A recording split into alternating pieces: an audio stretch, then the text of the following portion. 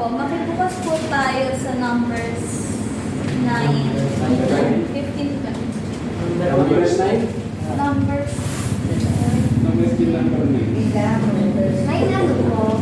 9, 15 to 20. 19? To 20. Nang may kayo ng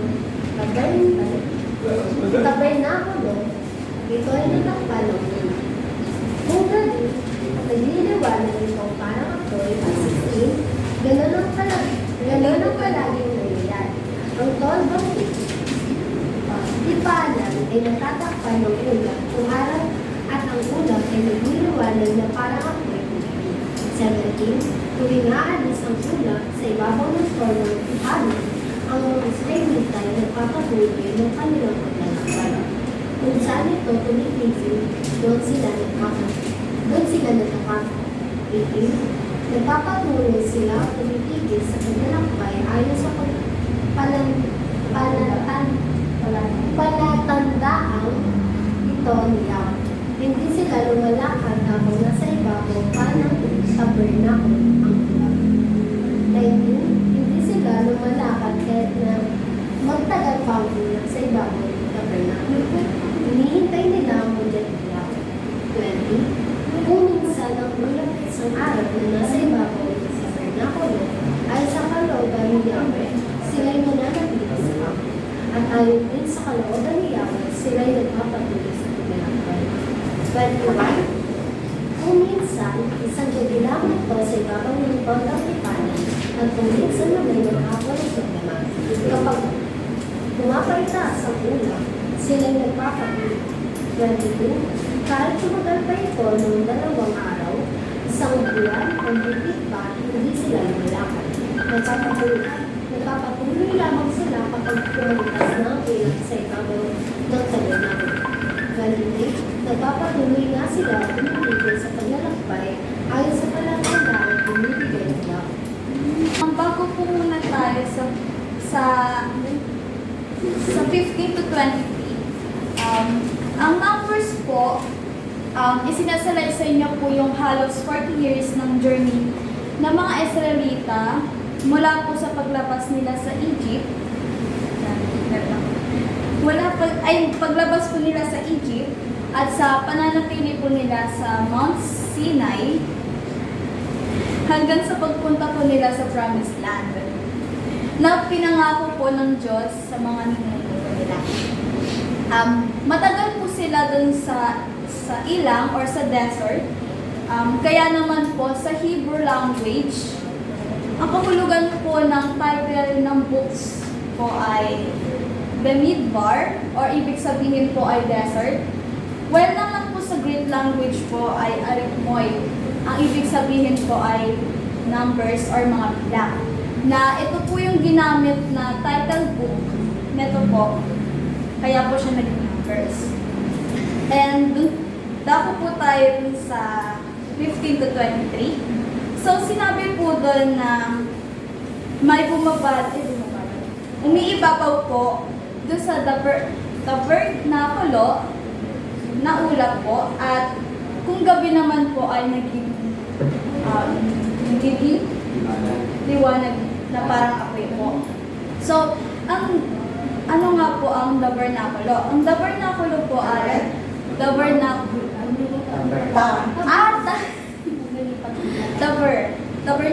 po ay ang banal na tolda kung saan po sumasamba ang mga Israelita po sa Diyos. So, ginamit po ng Diyos ang ulap at ang haliging apoy bilang malinaw na tanda kung kailan dapat umalis or manatili ang mga Israelita po. Natakpan po ng ulap ang tabernakulo sa araw at nagpakita ang apoy sa gabi. Pinakita po neto na ang presensya po ng Diyos ay palaging kasama po ng mga Israelita. At pinaalala po ng Diyos sa mga Israelita po na palagi po siyang kasama, ginagabayan po at pinoprotektahan po sila. At ang mga Israelita po ay kumikilos lamang kapag umaangat po yung ulap at kapag ito ay nakalimot po. Itinuturo po neto sa atin ang kahalagahan ng pagsunod sa tamang panahon po ng Diyos sa halip po na magmadali po tayo ayon sa sarili nating plano. Makikita din po natin siya sa Exodus 40:34-38.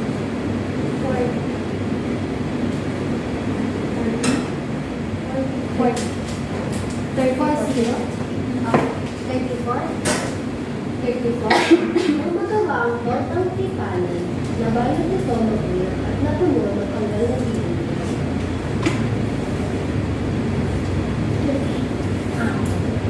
25. Hindi makapasok si Moises sapagkat nananabili sa loob nito ang ulang at napupuspos ito ng tanggal na bibig.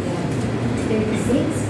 Sa paglalakbay ng mga Israelita, nagpapatuloy lamang sila ng bataas mula sa paglalakbay.